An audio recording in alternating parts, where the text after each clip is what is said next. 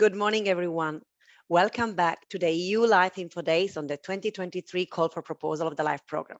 For those who were not with us yesterday, I'm Giulia Carboni, LIFE Program Coordination Manager in CINEA. Today is fully dedicated to the 4 LIFE sub-programs. You got a first overview yesterday. In case you missed it, no worries. The recordings and the slides will be available via the LIFE website, on the EU Info Days platform, and the recording will also be on the LIFE YouTube channel in the coming days. But now you should also know where to find, by now you should know where to find the published call for proposal on the LIFE website, how to apply via the European Commission's funding and tender portal, and what are the most important financial aspects in LIFE. As we did yesterday, also today, we will use Slido to manage question and answer, and also to ask for your feedback on each session.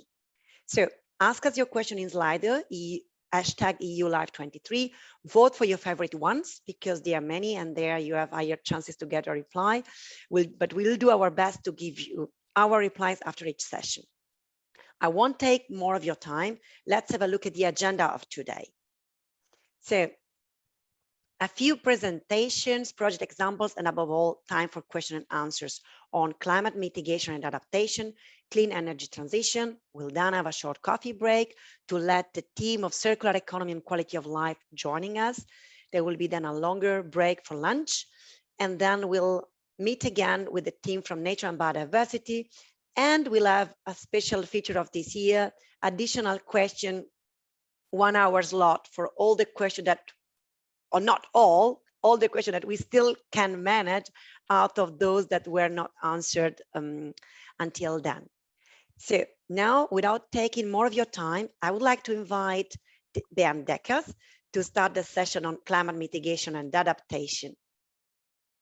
Bernd and team, the floor is yours. Thank you, Julia. So the moderator hands over to the moderator.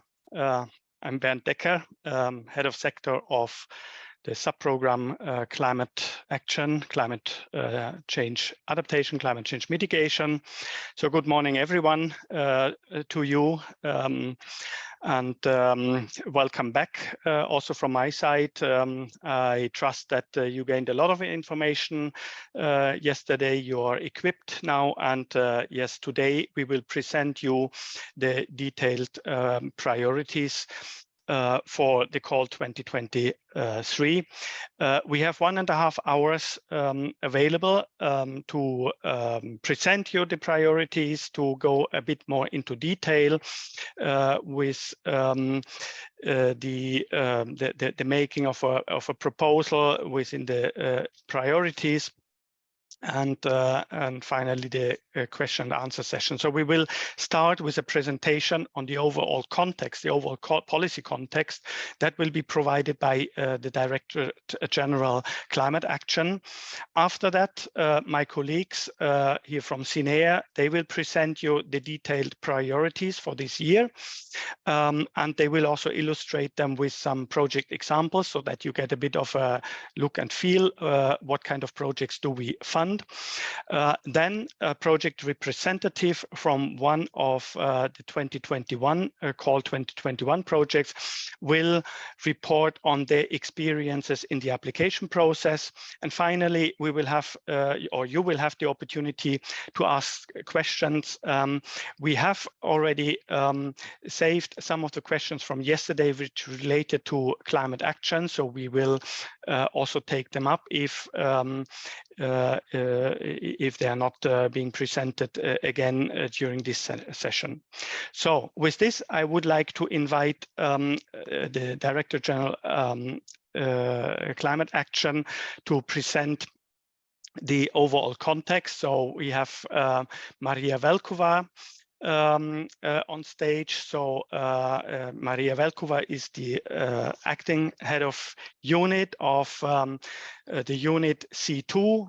It's called C2. The title is Low Carbon Solutions. You do research low carbon technology deployment. You are managing also the Innovation Fund next to the coordination of LIFE from the climate DG Climate Action side. you are involved in the old NER 300 program. So all this is very much complementing and coming together with LIFE. And we also already had a question yesterday, what's the difference between LIFE and innovation action? So we already provided an answer to that, but you're also free to provide further information on this. There was also a question yesterday on the missions and the link of the missions. I trust that you will also have one word on that. But Maria, I invite you to present the priorities. The floor is yours. Thank you very much, Bernd. Can you hear me well? Yes, because can hear you well, hear and we see double in a way. And we see your presentation. If Okay. you have a double an echo, then if there's somebody in your room who is also following or is following the meeting, maybe to switch off the sound. I think I understand what the problem is. Let me just fix it.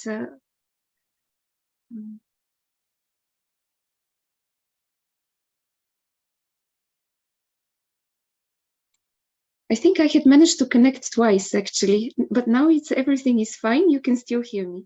Yes, okay. We can hear you clearly. I disconnected one of the connections. I was so eager to join you that I managed to connect twice.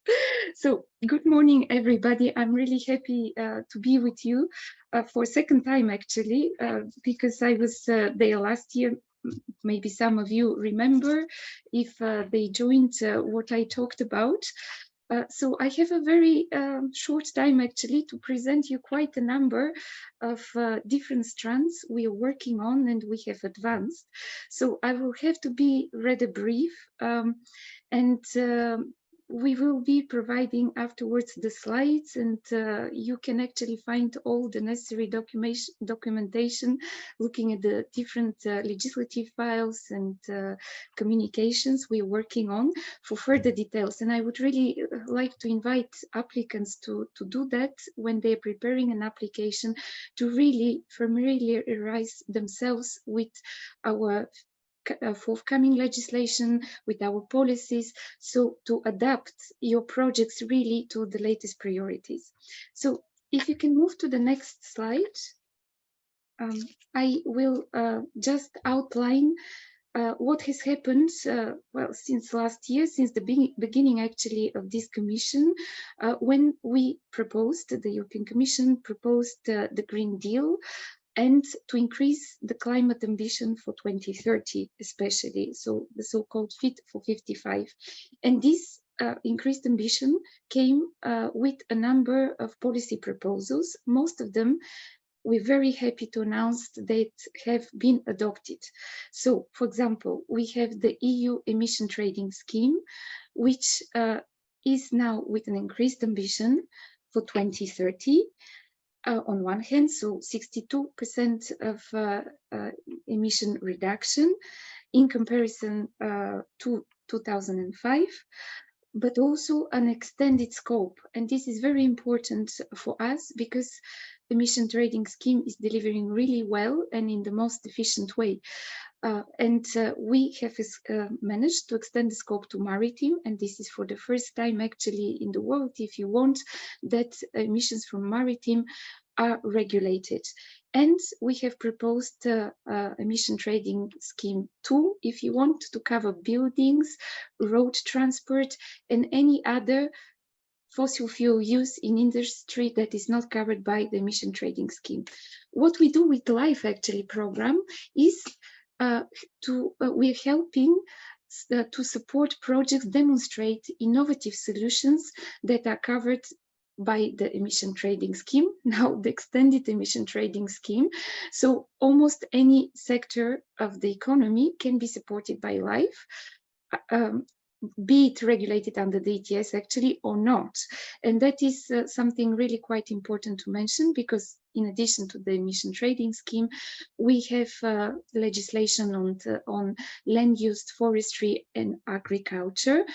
This regulation actually now has also a higher ambition, and the ambition has been increased by 300 million tons of CO2 that we expect to be saved by 2050 from the land sector. And LIFE program has been actually quite successful. You have been quite successful, existing beneficiaries, and we hope in the future also to support a number of applicants that work to reduce emissions through the land use, forestry, carbon soil farming, for example. But not only that, also to look at implementation of this legislation on monitoring of greenhouse gas emission avoidance. So many different possible applications are possible, and actually the colleagues will go much deeper in the next slides after me on that aspect. So we have also legislation on CO2 emissions standards for cars and vans, and you know that we have increased ambition for 2030, for 2035. As of 2035, only zero emission vehicles can be put on the market. There is also a proposal for legislation which is related, but for road transport, but for heavy duty vehicles, so standards for heavy duty vehicles. So we really capturing all possible sectors of the economy. There is also a proposal for a revised regulation for ozone depleting substances and for F-gases, which follow the very successful, actually, legislation that the EU has, but with further ambition and supporting alternative solutions which are more environmentally friendly. And actually, LIFE program has been very instrumental in this respect to support such innovative solutions. We also, at the same time, there has been an agreement on the Renewable Energy Directive, on Energy Efficiency Directive, and you know that with DG Climate, with the climate action part of LIFE program, we can also support to an extent renewable energy and energy efficiency solutions, so long as they are not covered by the clean energy transition part. So this is also possible. I would like to move maybe to the next slide in interest of time to talk just a little bit about Repower EU. So Repower EU plan is our plan to phase out the dependency we used to have on Russian fossil fuels. This plan was very necessary last year after the Russian invasion in Ukraine. So we have actually, at EU level, we have looked at all our possible legislation and policies that can make this possible. And again, here, the word is acceleration of the ambition that we all already had. So we are investing in renewable energy again, in energy efficiency, and we with specific, we have looked at how the LIFE program actually can help the Repower EU plan. And that's why we have highlighted certain priorities, and that could be heat pumps, but that could be, for example, biogas, because biogas can also substitute the fossil gas that we are still, well, using in our systems. So very important plan that we have that will guide, will continue actually to guide our action in the years to come. So if you could move to the next slide. That is something actually now that is new from this year, the Green Deal Industrial Plan. So our policy environment and economic environment is constantly being challenged. This time, the Green Deal Industrial Plan now looks at the competitiveness of European industry. And we have seen actually quite an important action on the other side of the ocean from the US with the Inflation Reduction Act, where they have put really a big plan to support their industries for the green transition. This is really welcome from climate perspective, because something that I'm not going to talk about, but what we really work very much in our Director General is at the international level to persuade all countries around the globe to take climate ambition and to realize it. And we see this happening around the globe. We see it in the US, we see it in China. However, what is really important for us in the EU is also to invest in our own technologies, into building supply chains that are working in Europe, and to avoid possible dependencies on other countries. We have seen what has happened in Russia. We don't want that this is repeated with another country in another area. So the Green Deal Industrial Plan is really there for this reason. And it has different elements. It has regulatory elements, financing elements. It has a focus on skills, because skills are also very important. Without having the right skills, we can have the right technologies, but we cannot put them in place. And it also looks at trade aspects. And this Green Deal Industrial Plan, which came in the beginning of the year, was followed up on 16th of March by Net Zero Industrial Act. And this is actually a regulation which highlights net zero industry technologies. And you can see them on the slide. Actually, they are 8 different big portfolios of technologies which are very important in this respect.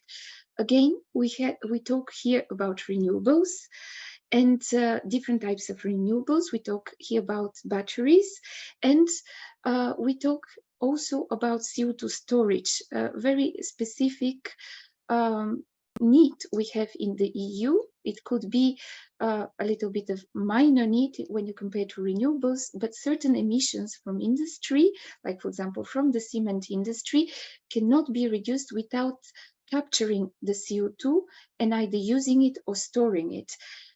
CCS, this is known in short, carbon capture and storage, is also needed to deliver net carbon removal, so negative emissions, which are indispensable for reaching climate neutrality. And this is combining geological storage with bioenergy or direct air capture. But for all this to be realized, we need to have geological CO2 storage sites in the Union. So this is why in the Net Zero Industry Act, we have actually put now an obligation on the oil and gas industry to enable CO2 storage sites in the order of 50 million tons of CO2 in 2030. This is really quite big.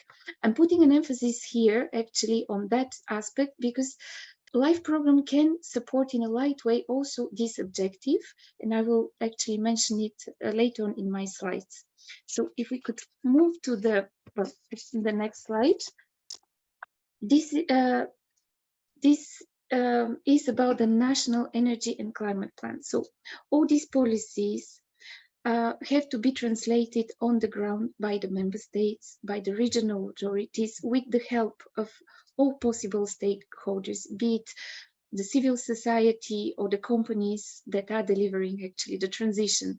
So the EU policies and legislation are translated at the level of the member states through the National Energy and Climate Plan. So all these plans at the level of member states need to be updated for the higher EU ambition. So there are specific deadlines. For example, now in this year, member states have to submit draft updates, which are then analyzed by the Commission, followed up by recommendations, and the final documents have to be submitted by June next year. So LIFE actions actually can support the development and update and the implementation of national energy and climate plans. So I talked about the CO2 storage obligation on my previous slide, and here we make actually a link in the national energy and climate plans, because reducing emissions through carbon capture and storage has to be considered now in the national energy and climate plan. So member states are invited to think about the CO2 emissions that need to be captured for geological storage. They need to look at their available storage sites and communicate this and foresee this in the national energy and climate plans. So they can actually develop also national plans for carbon capture and storage. And these are the sort of actions that are possible to be supported through LIFE actions. So if we move to next slide, and I'm almost wrapping up my presentation. As I said, I have very short time to cover the main highlights of developments in the last year. I can't talk about climate mitigation without talking about climate adaptation, and I believe I don't need to talk here to this audience why we need climate adaptation. We need it really a lot, and we need it urgently, and we have taken it very seriously at EU level, and we expect that seriousness is translated at member state level, at regional level again, and supported by everybody that is concerned on the ground. So what is really important is that we have now an article on adaptation to climate change in our climate action law, which comes with certain requirements. For example, now we have an EU adaptation strategy, which was adopted already in 2021. And we have to support adaptation policy, as I said, at level of member states. Member states have to develop adaptation strategies, and the Commission is actually working to develop guidelines for management of climate risks and to support the effort of the member states. We have also started a very big mission on climate adaptation. And quite often there is a question, and we receive this question, what is this about? The climate mission, the mission on climate adaptation is actually a way to put all this action on adaptation together, to look at all the possible funding sources and to coordinate them. And LIFE projects will be invited, they are being invited to join, for example, the community, the so-called community of practice that is developed under this mission. And you have actually on the slides the links to the EU mission on adaptation with all the information that can help LIFE projects join and understand the objectives of this mission and where they can actually help the most. So if we move to my very last slide, it is actually, I want to thank you for your attention, but also to say maybe what Brent asked at the beginning, or reminded of a question, how LIFE fits within the other funding programs that we have. And he mentioned Innovation Fund, but there's also Horizon Europe. They are the regional funds, and the EU is indeed has put together a number of funding instruments which all fit together. They all have a focus, a specific focus. They are all complementary, and we are looking to ensure synergies between these different funding instruments. And for example, the adaptation mission is one way we do that, but it is only one way. And just to answer the question on the differences between LIFE and Innovation Fund, LIFE program is for smaller types of actions because we don't have so much money, but in an Innovation Fund, there's no limit, in principle, almost no limit to the funds that can be given to a given project. They are given depending on the funding needs. So with LIFE, we can support smaller projects. Later on, when they need a scale up, they can apply to the Innovation Fund, and they are annual calls for proposals under the Innovation Fund. They are available on the same funding and tender portal. So please consult them already now, even if you're thinking of applying in 2 or 3 years. So you know how to even prepare your LIFE application with a view to the future. So thank you very much for your attention. I will be staying around in case there are questions for the Q&A sessions. Thank you, and I pass the words back to Bernd. Thanks a lot, Maria. I know it's an impossible task within 10 minutes to cover all the policy framework of DG Climate Action right now. But I think it's very valuable for the audience that they see you, they see the face. And just one question, in case they would like to know more about certain policies, can they also address directly to you? in a follow-up? Of course. We are very happy to make the link with the relevant policy officers who can actually answer very precisely the questions you have. Absolutely. Very good. Very good. Thank you. Thanks a lot. We move on. The clock is ticking. I would like to invite now my three colleagues. We have Darek Urbaniak. He is the program coordination manager and the call coordinator for the LIFE sub-program standard action projects. We have Diana Oanjas. She's managing, or she's responsible for the governance in climate action. She's project advisor, so she will cover that part. And we have Miriam Witschke. She is working in the climate adaptation team as a project advisor, so you will cover the adaptation part. So I would suggest we jump right into the call 2023 priorities.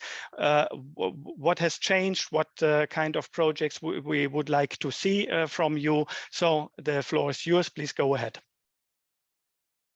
Thank you very much, Bernd, and good morning, everyone. And also thank you, Maria, for providing the larger policy framework for our call.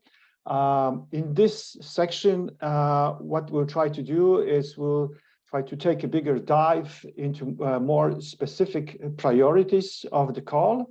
The way we planned this section is that we divided it into three main parts. So in the first part, I will try to provide you with the key elements and the key priorities for climate change mitigation. Then Miriam, my colleague Miriam, will follow with information about the part on adaptation, and then Diana on the governance on information part of the call. And through that, we'll show you the key elements, the key priorities. Now, what we try to also do is that after, to make it more interesting, and also responding to many requests from your side, what we will do is that after each short section that presents the key priorities or areas of intervention, as they're called in the call document, we will show you a few examples of most typical projects and how they, and give you explanation how they respond to the call. Perhaps before I start and move to the first slide, just as a reminder that the projects under climate change mitigation priority area should contribute to the socially just and sustainable transition towards a climate neutral economy by 2050 and to reach the EU emission reduction target for 2030 of at least 55% as compared with the 1990 level. And in this way, our program is contributing to transforming the EU into climate neutral and resilient economy. We provide also feedback to the EU policy development, exactly as it was presented before by Maria. Now, if I could ask to move to the first slide. Thank you. So with this slide, I would identify for you the four key scopes and areas of intervention for climate change mitigation. They remain largely as unchanged as compared to the previous year. So there are still four of them. And the first one is addressing the goal to reduce greenhouse gas emissions in the sectors that are not covered by the EU emission trading system that you've heard already from Maria, including the reduction of F-gases and ozone depleting substances. This priority is still there, very, very prominent, as both those priorities related to F-gases and ozone depleting substances, as well as the EU ETS, as you understand, is still very high on the EU policy, and there's a lot of interest in fulfilling recommendations of the specific areas. Now, to give you more details under this specific priority, what the projects should target is to look for availability and alternative to F-gases, recovery, reclamation of F-gases, reuse of those F-gases as well. Also, new and more evident area is the focus on the support to shift to zero emission in mobility and in road transport. So decarbonization of road transport, fostering intermodality and modal shift. Second priority focuses on actions that enhance the functioning of the EU emission trading system and which have impact on energy and greenhouse gas intensive production, and specifically for energy intensive industries and their supply chain and those industries which are potentially exposed and in risk of significant carbon leakage. So we can imagine this could be cement, glass, porcelain, and related sectors here. If I can move to the next slide, please. So on this slide, you can see the two remaining priorities for climate change mitigation. And the first one is related in general to renewable energy and improvement of energy efficiency. And this links to a certain extent with the climate energy transition program, which you'll hear from later today. So what projects that are covered under LIFE are in general those ones which are not specifically addressed by the climate energy transition program. The main difference to say between approaches is that whether from the LIFE perspective, our approach is bottom up. So in terms, for example, of repowery, you were looking into production of biogas and biomethane from waste and residual streams. And let's say from the climate energy, from sort of the clean energy transition approach, is more top down. And the last fourth priority for climate change mitigation is related to development of land and sea management practices, again, which have an impact on emissions and removal of emissions, conservation, and enhancement of natural carbon sinks. Here, the type of projects we're looking for should focus on enhancing the carbon removal in soil and biomass, protecting existing carbon sinks in soils and biomass. The example here provided is the peatland restoration, and then, of course, use of the harvested biomass and long-lasting products that ensure the carbon storage. And in general, promotion of carbon farming approaches highly sought after. So these are four key priorities for climate change mitigation. The details are, of course, available in the call documents, and that also relates to the other priorities you'll hear in the moment. And maybe now I would show you a few key examples of projects that are presented on the next slide. So as we already mentioned, and Maria also highlighted that F-gases are still being on the top policy list. So we do have quite a large number of projects and interest in this area. And just three examples that I prepared for you. One, Life Ice Green,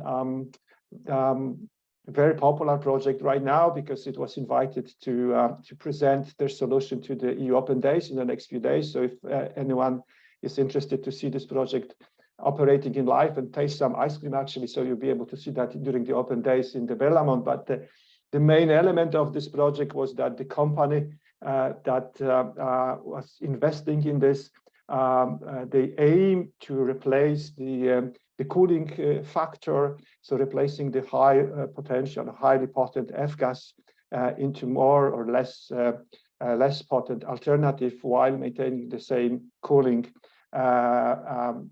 functions of the device.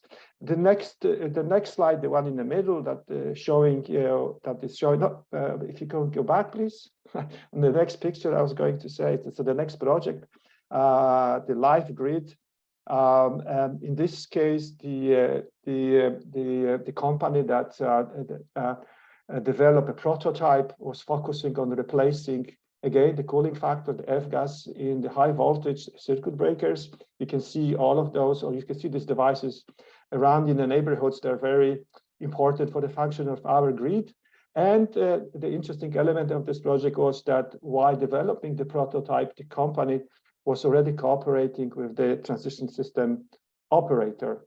And the last third example from F-gases relates to recycling, collecting, and then utilizing F-gases that have been used. It's a Polish project in this specific case, one of the first ones, with a large collection network working together with suppliers, I would say, of used equipment from not only from Poland, but also from Czechia and from Germany. And then two other examples on energy industries, again, very popular area of interest for our applicants. The first example, a glass factory producing a high-level household items, and the main element of this process of this project was to address the energy use and the emissions that the high level of emissions that were produced during the process of glass production. So basically, it's a heat recovery project. But the trick to say was while reducing the emissions and the pollutants and energy intake to maintain the quality of the glass, to make the company, of course, competitive globally. And the last example, Life Economic, an Italian project, again using the similar approach. This is focusing on developing a prototype of kiln, which will have a lower CO2 emissions and at the same time reducing the energy intake while maintaining the quality of the product. And then last slide, please. And this is example of projects from what we call a green climate change mitigation. As the former ones, we tend to address as a gray, which are related to the industrial elements. This one is related to green. A German project or coordinated by German beneficiary with partners from several other countries. This project focused on restoring a large area of peat and maintaining the properties of the peat as a carbon sink for a forestable future. So I will stop here. So this is about climate change mitigation. So again, there are 4 priorities, and the details are in the call document, and I invite you to visit that. Now with that, I'll hand over to my colleague Miriam, who would now present the key elements of the climate change adaptation priorities for 2023 call. Thank you. Thank you, Darek. I will continue with the climate change adaptation intervention areas. So in total, there are 9 intervention areas. The first 2 are more cross-cutting areas and focus on the frameworks, the plans, and the knowledge to make it more accessible for adaptation. So the first one is adaptation policy development and adaptation strategies and plans. And here also a few examples of what is encouraged in the call document. So projects should help national, regional, and local authorities in particular to further develop and improve effective and science-based adaptation policies and strategies, and also support the implementation of national adaptation policies and the revision of national or regional adaptation efforts. Also here, synergies are encouraged with underfunding programs and instruments, as Maria already mentioned. For example, here there's a cooperation and networking opportunities mentioned under together with the Common Agriculture Policy, but also with Interreg and, for example, maritime strategies. The next intervention area is the state-of-the-art, maybe just back, state-of-the-art tools and solutions for adaptation. Here, with this area, we're really looking for projects that provide solutions and tools to improve, promote, implement, and upscale during the project implementation, and projects that are encouraged are in particular that use state-of-the-art tools and solutions, for example, for adaptation modeling, for risk assessment, in particular providing decision support for climate-related aspects, but also the aspect of adaptation monitoring, reporting, and evaluation to, for example, to create robust baselines for monitoring of adaptation efforts. Also, ex-ante project assessment tools are mentioned here, for example, that identify co-benefits and positive impacts on the economy of adaptation solutions. Next slide, please. So the next area is nature-based solutions in the management of land, forest, coasts, and marine areas. Here, the idea is really to support nature-based solutions at a wider scale in land management to have some impact on climate resilience. And here, for example, through the development and implementation of necessary assessments, guidance, capacity building, and suitable financial approaches to support uptake of nature-based solutions. Also to better quantify the multiple benefits of the implementation of nature-based solutions and to be able to better communicate them to decision makers, and also support the rollout and uptake here. Also, the leverage of more investments in nature-based solution to generate gains for adaptation, but also other areas like mitigation, disaster risk reduction, biodiversity and health, and also socio-economic benefits. The next area is adaptation to adapting cities and regions to climate change. Here, of course, the citizens and vulnerabilities in cities and regions are in the focus. So the projects that are here encouraged here are look in ways to enhance resilience in a just and fair way, so that costs and benefits of climate adaptation can be more widely and equitably shared. Also, the support of the available data and local uptake of data and digital and smart solutions related to climate adaptation are encouraged, making use of all the information and data that is available. Here, in particular, also the building on other EU initiatives and instruments is important.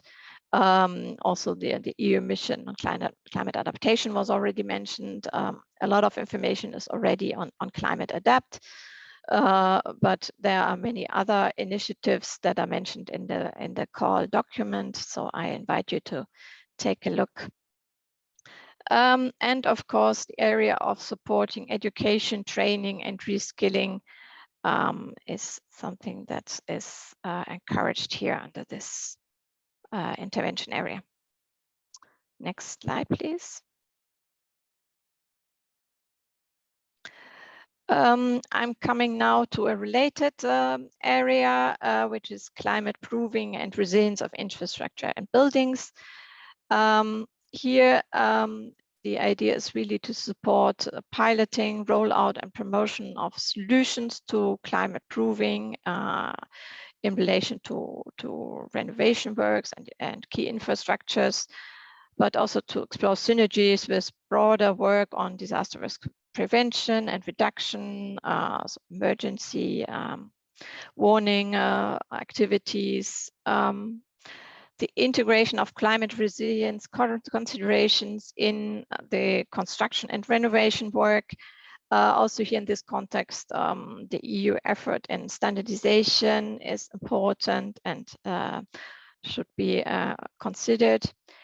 Integration of climate risks into assessments of climate resilience under, in particular, also current and future climate conditions for the built environment. Here, I encourage you to take a look at the EU-level technical guidance on adapting buildings to climate change, which was recently published. It's also, for example, on climate adapt, and it includes also a number of best practices and also approaches to assess risks and vulnerabilities, and also some information about relevant standards. I will now move on to the next intervention area. So here we have an intervention area addressing in particular agriculture and forestry and land management. So adaptation solutions for farmers, forest managers, Nature 2000 managers, for example, and other land managers that are facing climate risks and extreme weather events. And here projects, for example, encourage that implement adaptive resilience enhancing and climate risk reducing afforestation, reforestation, and forest restoration measures of relevant forest management systems. Projects that encourage a better use of genetic diversity and non-harmful more climate resilient plants and genetic resources. And also solutions that speed up uptake of climate resilient decision support systems or any relevant technical advice, and solutions that promote the transition of water savings and technologies and practice in agriculture. Next area, water management. Here, the area is really about ensuring climate resilient, sustainable use of water management across sectors and borders. One aspect is, of course, to reduce water use, for example, by raising water saving performance, and also managing also floods and other aspects related to climate risks. Also here, drought management is relevant. I move on to the next slide. The next two priorities are also a bit more cross-cutting. Preparedness for extreme weather events. Here, the projects are encouraged that really support the preparedness for multiple risks and extreme weather events. In particular, outermost regions are mentioned here, and to really find solutions that with multiple benefits. And financial instruments are of course important, and the collaboration with the insurance sector, and also to make financial instruments for risk management more accessible, and promote the increase nature and natural disaster insurance penetration. The dialogue between insurance policymakers and local and regional authorities are important, and the promotion and innovative solutions in nature disaster insurance accessibility. I think that was the last slide on the priorities. I will also show now a few examples. Here, for example, we have a project that tackles urban heat islands. They have a technology solution in developing roof tiles that have a specific shape and can absorb heat, and also better ventilation. And in this way also the energy savings can be reached in the cooling of buildings, and the buildings can have a better thermal comfort. So this is an example of also co-benefits with mitigation. I will move on to the next slide. This is a project, Live Fire, which is working in particular in the area of forest fires, forest diebacks, and the project deals with the negative effects of extreme events and supports the afforestation of damaged woods with innovative agroforestry, and supports the rapid restoration of forests with high biodiversity levels. Next slide. Here is an example for adaptation to floods and heavy rains. This is an example from the Live Airfit project that has developed a solution to adapt to extreme rainfall and demonstrates and tests fast high volume infiltration systems to prevent damage by urban pluvial flooding. And they are testing in the project the effectiveness and of the solution for extreme events. I think that was it from my side.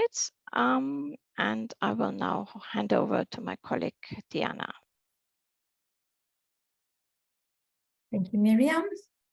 Yes, so now we will continue with the area of climate governance and information. Maybe first I would like to stress that LIFE program is a bottom-up program. So the priorities of areas of interventions are really not prescriptive. You can come with your own ideas, but if you are within those priorities, you will get a higher score.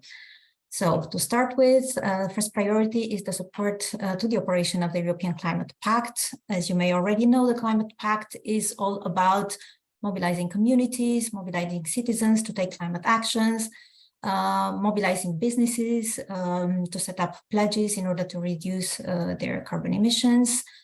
So projects in that areas are very welcome. Second priority area is incentivizing behavioral change, mainstream emission reductions, and resource and energy efficient actions.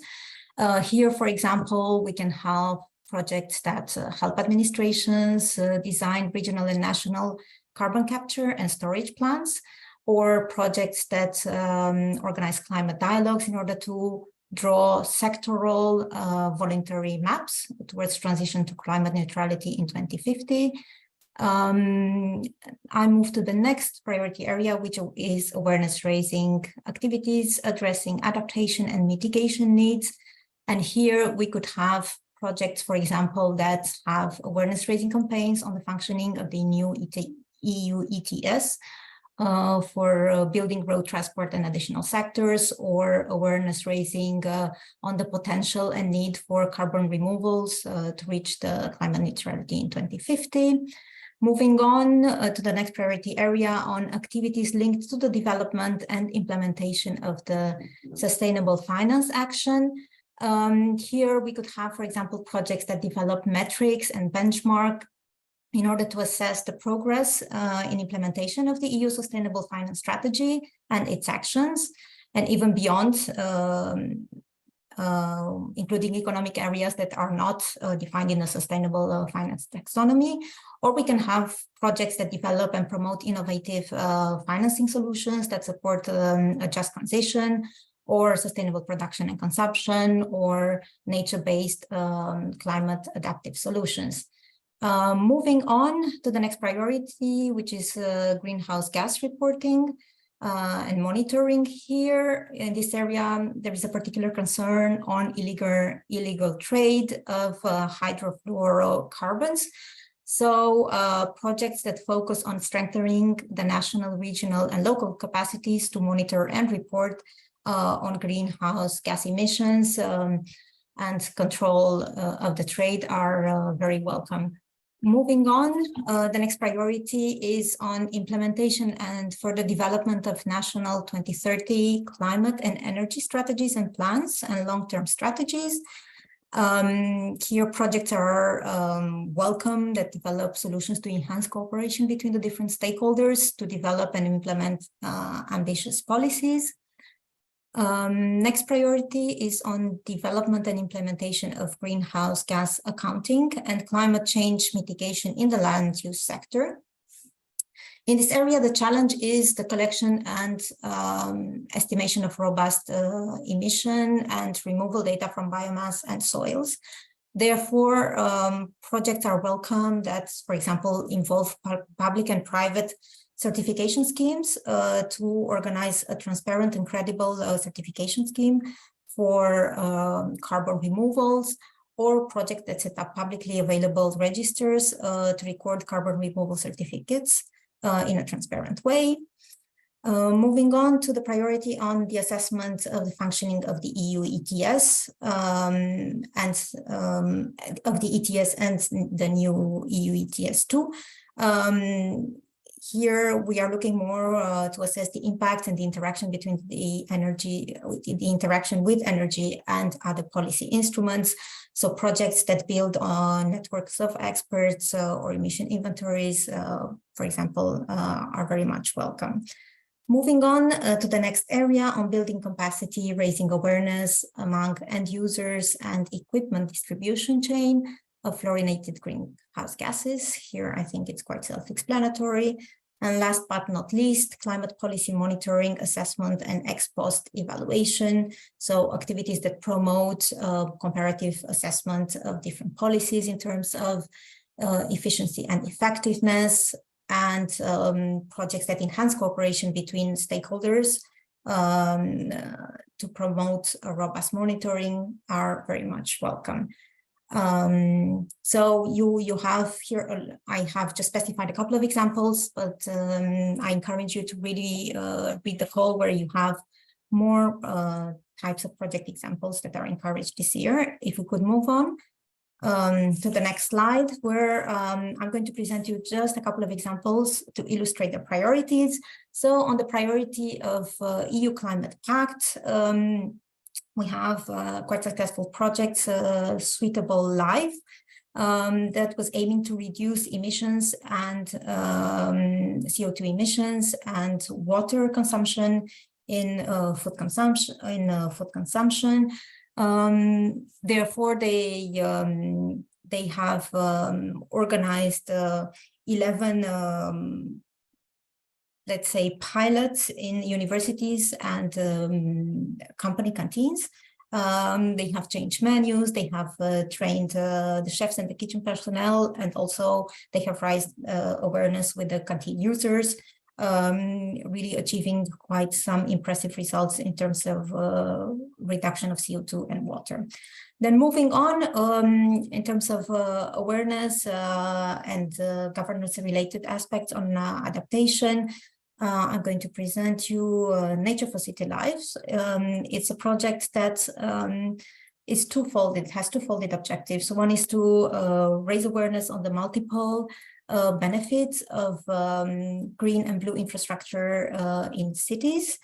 And at the same time, they also aim to strengthen the governance component, so develop governance tools in order to integrate urban nature into urban development projects, also including capacity building of technicians and officials.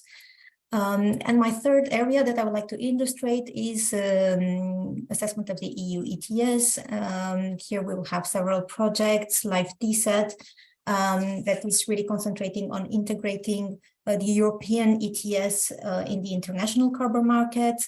Then Life COAS is setting up the first observatory for assessment of the EU ETS, also entering the new carbon market. And then Life View 50 is bringing more of our Eastern European perspective into the EU ETS. If we could move on to the next slide, please. Here, we were thinking to give you a bit of tips. If you could move on the slides. Okay, from our experience, common errors that maybe you can specify. So for example, in governance, you have priority areas on raising awareness. Please, we encourage you to couple them with governance-related activities as well, because life is all about having impact. Most of the time, just organizing an awareness-raising campaign is not sufficient. So please try to have more complex projects where you also couple awareness with governance-related actions. Move on, please. Then, if you're developing a tool, it also needs to be used in policy making and policy implementation during the project. So not just developing the tool and that is the end of the project, make sure that there is uptake of this tool during the project duration. Move on. In nature-based solutions, we encourage you to really assess if your actions are appropriate to increase the resilience of the areas in different climate scenarios. So thinking of the scale, thinking are these MBS going to, how these MBS are going to function in 20, 30 years climate. Move on, please. And then financial support to third parties. We see that this is becoming more and more popular in a lot of projects, and we just want to stress that there should not be any discretion in assigning the financial support. So you would have to specify in your proposal already the activities to be funded, the conditions for selection, the type of and amount of financial support to be clarified. Next slide, and I will hand it on to Darek. Thank you. I think we'll go back now to Bernd because we're running out of time. We would prefer to have this was already shown, so we prefer to have the project representatives from what I understand. So thank you very much from our side. Over to you, Bernd. Thanks. Thank you, Darek. Thank you, Diana and Miriam. A lot of stuff for the audience, and you will, of course, have the opportunity to read all of this in the call document and the accompanying document. So please take them serious. So now we go on in our agenda, and I would like to invite one project representative from a project which was awarded the previous year, Live Future Farming. Lilia Planian, you and with your colleague Joël van den Brandt, you are co-founders of a company, I think a small company, Agurotech. You are engaged in deep tech technology, artificial intelligence. You develop innovative sensors, and you apply this in a live project as a solution for the farming industry to help farmers to improve their profitability and sustainability. And you are currently leading the largest sensor-driven projects in the agriculture ever undertaken, with quite a number of farmers involved in this. So an interesting, very highly innovative project. But we are now not interested in your project, but we are now interested in your experiences you had in the application process. What were your challenges you had to overcome? And maybe because we have very limited time with you, maybe you could just start to provide the first advice which you would give to potential applicants, how to start, where to start, and how to write your proposal. Over to you. Thank you very much, Bernd, and thank you everyone for inviting us and for having us here. And I hope that based on our experiences, we will be able to help the future applicant with their application. So to answer your question, how to start the application and how to kind of go through it, I think one recommendation that we can make is that in the beginning, before actually you start writing your application, it's very advisable to read all the guidelines that are provided in how to start the application, how to fill out the application, and also what are the different steps required that you have to go through, because I think the guidelines provide you a very good and detailed overview of what is expected.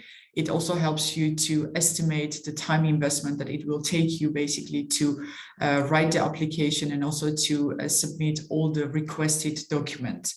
So I think that's tip number one. Tip number two, I think, would be when you're starting to apply for a live program, one of the things that the program encourages is to engage other partners in order to also increase the visibility of your project, but also the outreach of your project. So I think tip number 2 will be to start that process of identifying partners who will work with you in the project early on in your application process, because getting other organizations on board, aligning with them the project objectives, the workload, the budget can take quite some time. So that would be my tip number 2, is like to reach out to organizations that you are intending to engage in your project as early on as possible in the application process. I think tip number 3 will also be to think very much kind of ahead of time when you're filling out the deliverables, the milestones, because this is something that you have to submit also on a timely basis. How are you going to organize that as well? And also like how or what is required from your partners in order to be able to reach those milestones, and also to be very clear upfront to your partner organizations. What are your expectations from them in order to be able to kind of reach all these objectives that you are including in the proposal? So I think that would be the 3 top tips that I will give when you are kind of in the phase of preparing to write the proposal and are in the process of writing the proposal. And maybe one other thing that I would want to add is that it's also again related to if you are setting up a project that engages large number of partners, is to understand if they're already familiar with working with the European Union. Because if they're not familiar yet, if they have their organization not registered yet, that's something that also may take some time. So back to you, Bernd. Yeah. I mean, I understand your project. You started it mid 2022, so last year. Correct. So when did you start developing the idea and the concept before writing the proposal? I mean, just to get an idea of what the time frame is until you actually can start the project. So we started developing the idea beginning of 2021. And then I think we started working on the project, on the proposal. I think the submission date was end of November in 2021. At least that's the deadline that we were working towards. I think we had the proposal kind of already very much ready in August. So we started to, and we had already the partners identified before that. So I think we started I have to kind of dig deep in my memory, but I think we started already reaching out to partners, because for the context for everyone else who doesn't know our project engages 7 partner organizations from 6 different European countries. So this was quite a bit of work in the beginning, identifying the right partners in the different countries. In the beginning, we had a lot of conversations with different potential organizations, and then in the end, to identify the right organization who had shared objectives, was also willing to co-invest, because that's also a requirement of the LIFE project. At least it was in our case, that also the partner organizations are contributing financially to the project. So I think we started the conversations with those organizations really beginning of 2021. And then by, I think July, we already had the selection that those were the partner organizations that we wanted to apply for the project. Then in August, when we had kind of the proposal ready, we started sharing the proposal with those partner organizations for them also to give their feedback and also to have their buy-in, basically. And then there's a whole paper trail, basically, that you also have to submit with your application, which means that the partner organizations have to sign the co-funding document. So there's a lot of kind of when you write the proposal, you write the proposal based on the form required by the European Union, but then there are a lot of attachments, like additional documents that you have to attach. So I think be aware of that, because sometimes that there is a big dependency on your, again, partner organizations, other organizations that are really related to your project, and you have to make sure that you have those documents ready. And depending on the size of the organization, some organizations have a very have a more bureaucratic way of working, so it may take time. So I think we had everything ready by October, but still, I remember, very closer to the deadline, I was on the phone with some of the partner organizations, making sure that they would get the right stamp, that they would have the right signature on the papers that they were submitting. So I would say, you really need 10 months at least from the moment that you kind of have the idea very clear, the objective of your project, to starting develop this proposal and then identifying the right partners. And I would say try to have everything ready in the portal already submitted, because you can kind of resubmit or you can re-upload your documents at least like a few days before the real deadline. You need quite a long breath, and of Yes. course it comes also with a cost. I don't know whether you had engaged external support or whether you did all by yourself. We did everything by ourselves. Okay. Yeah, so there were I think it really depends on the objective. We have worked with a few organizations previously on other subsidy programs, but our experience was that in the end, we are the founders of the company. We know best what our objectives are, what is the kind of what do we want to get out of the program. And if you're working with third parties, our experience is that in the end, you still end up writing a lot of these things yourself. So our experience with the proposals that we have developed, worked out, submitted ourselves has been the most positive so far. Is it your first live project, or were you engaged in previous ones? This is our first live project. Very good. And you managed well the portal. I mean, in terms of access, how complicated was it? I think the portal for the submission was manageable. I think we will go into that phase once your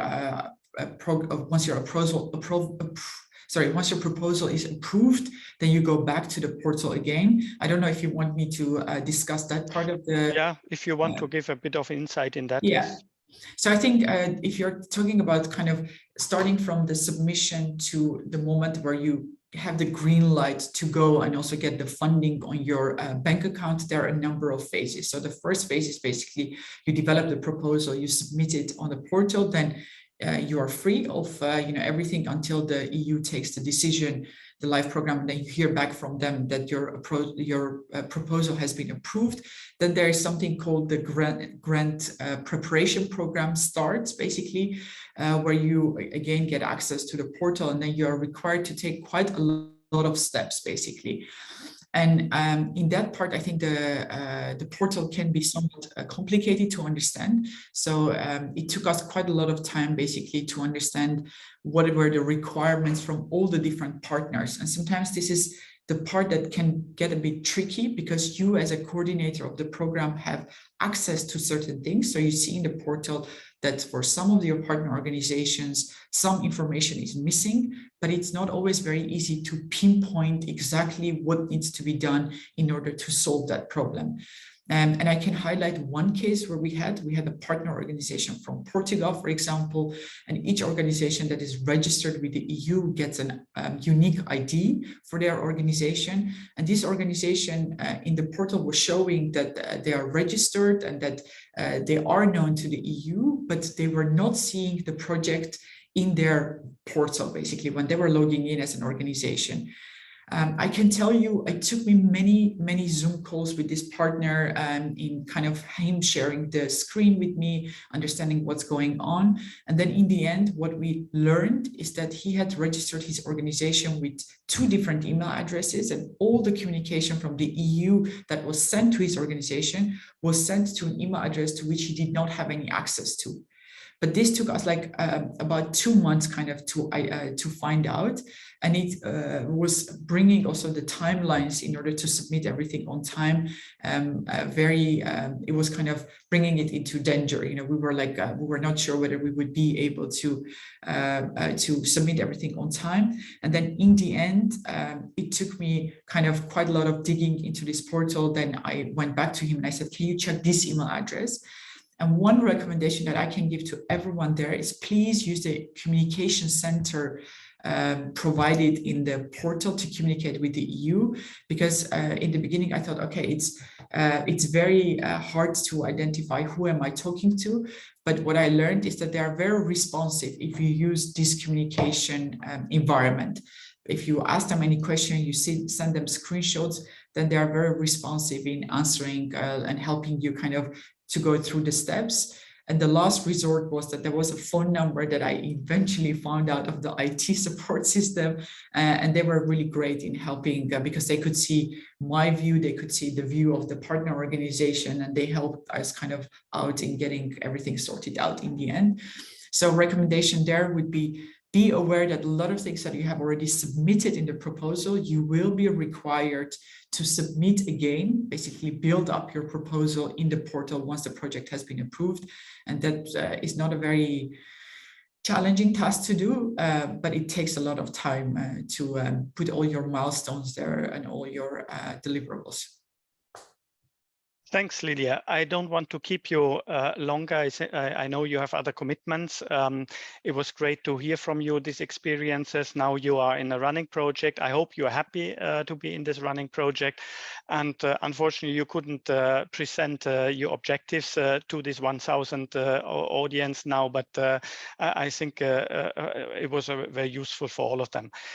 So with this, I would close this part and would like to move now into the question and answer session.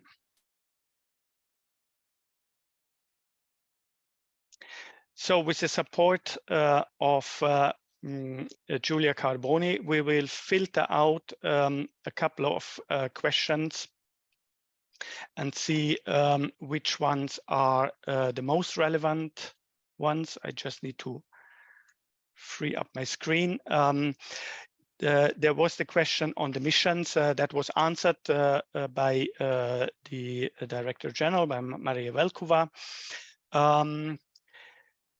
Then we see a number of questions which where we are asked, does my idea fit better into climate or environment, or does it fit better into climate or clean energy transition? To be frank, it's almost impossible for us to answer such a question, and in turn, we would like to be convinced by you in the proposal why your proposal fits a particular subprogram best. So you need to look into the priorities. You need to look at your starting point of your project. You need to look at the objectives you have in your project, and then you see immediately what matches best. So I mean, those questions were like, where would an idea apply for aquaculture innovation in the seas, climate or environment fit best? It's not possible to answer this one. The first question or the other question, well, so I would not answer this because it's also too general. Then we have a question: is the mobility sector covered or not covered by ETS?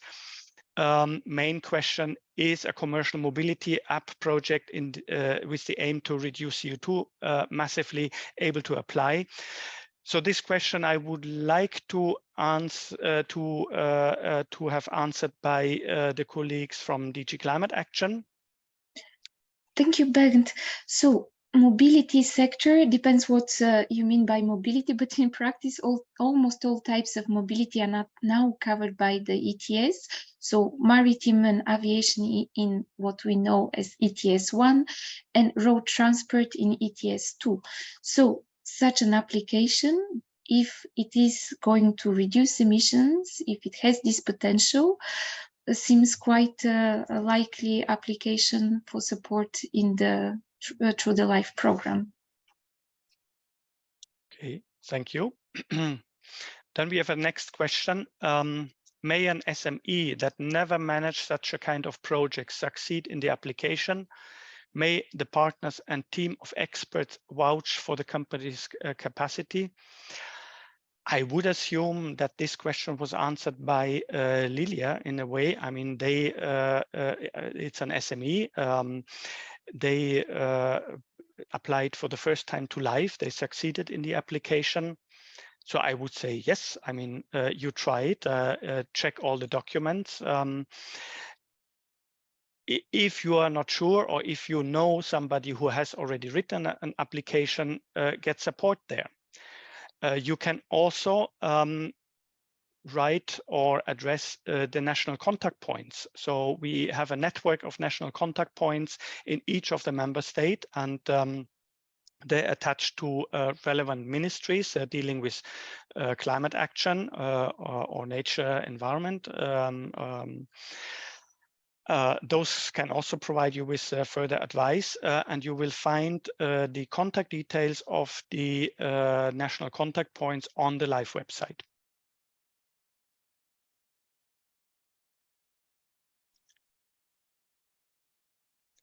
So how can farmers that are cooperating in the knowledge building be rewarded and repaid? And I think we had a similar question. What incentives are possible to offer within the program for farmers to take measures in order to support the implementation? It's a tricky question. Diana, I mean, you had briefly touched upon third-party support. Do you see a possibility there? Yes, I think there are several possibilities. Either they can participate in the project as project partners through sectoral organization, or the financial support to third parties could be applied also within the conditions that are listed within the call. So there is not a big financial support in the financial support to third parties, but this could be an option as well. Mm-hmm. But I have to alert you, I mean, read very carefully the conditions which apply for the third party. With farmers, it can sometimes be a little bit tricky. Are we talking about natural persons? Are we talking about an organization or a network or whatever? So in case of doubt, that is something which would need to be discussed with you in the grant agreement preparation phase. So if your proposal was evaluated successfully and you would be invited for the grant agreement preparation phase, and we and you would have built in such a mechanism, then we would of course scrutinize you and make sure that everything would be put correctly in the grant agreement. So I think that one is answered. On the Innovation Fund, we touched upon that one also in the presentation, so I would not want to answer that one, unless Maria, unless you want to say something on this. So maybe just a few words, because I see there are actually maybe another question related to Innovation Fund and synergies also. So I try to answer all three at the same time. So just to be clear, indeed, I would invite you to go to the funding and tenders portal and look at the currently open small-scale small-scale projects call. What is written there, indeed, there is a minimum threshold of 2.5 million euro capex and maximum 7.5 million capex. So this is the range. In LIFE program, we're able to support normally smaller projects, so there is no limit, but we hope with Innovation Fund to be able to support the bigger small projects, if I may. This is the last call where we will have a threshold of 7.5 million euro. This is what I want to clarify. Next year, when we open a call for small-scale projects, the threshold will go likely to 20 million. So but the minimum threshold, on the other hand, most probably will remain the same, so we can really ensure continuity with the LIFE program. So there is another question whether there is an obligation to first be funded by LIFE program before funded by the Innovation Fund. No, there is no such an obligation. However, when you are preparing your LIFE project, I encourage you to think of further scaling up. What is next? And I think this will be seen positively in the evaluation. Think what you need to do to be able to get further funding, be it by Innovation Fund or other instruments. And then there was a question also somewhere on synergies. I can see it there. How do we encourage synergies in practice? What does this mean? There are many different ways. For example, in LIFE program, there is, I believe, a bonus if you have been a project funded by Horizon program. What happens is that if we don't have enough money, but your project is meeting all minimum thresholds, so it is considered very good project, we can give in LIFE program a seal of excellence. This seal of excellence will help you actually get funding from other programs, such as under the European Regional Development Program. What we also do is that CINEA is organizing platform meetings. We are organizing also dedicated meetings where we select projects from different programs, be it Horizon, be it LIFE, to explain more in detail how, for example, Innovation Fund works. We select those projects that are likely to benefit. So you can be invited actually in the future to such workshops. So this in really very brief terms. Thank you, Maria. Very useful. I would like to take the question on land purchase because I saw several of them and it was already asked yesterday. In fact, it was answered like yesterday already, but apparently there seems to be still a bit of confusion. Under climate action, as for the other 3 sub-programs, the cost of land purchase is eligible. So you can purchase land or you can lease land, but not for a construction of a small building in a rural area for meetings and trainings. I mean, this is not the purpose. So you need to go into the call document. You have a description in the call document where it clearly sets out the rules, and the rules are very much connected to the land purchase in relation to nature conservation, so in relation to Natura 2000, and you need to comply with this kind of conditions. And the same conditions are also set out in the model grant agreement. So please check this very carefully. That will provide you the answer. But for the construction of a small building in a rural area is not possible, or if you want to restore a riverbank which is outside of such an area, it's not going to be eligible. Then we have a question on, does a proposal on awareness raising, supporting behavior change and governance, meaning the shift to zero emission mobility, can be suitable under climate governance? Diana, is there something you can answer? Yes, theoretically, yes. Then, of course, it depends on the scope of the proposal. Thank you. So we have another question on the mission. So the EU mission seems to be very popular. Miriam, maybe you are the best person to answer. Oh, now it disappeared. Yes, I can maybe say a few words. Yeah. I think Maria already mentioned quite a number of examples. We have the bonus points, of course, to encourage the take up of results also from H2020, but also from the missions.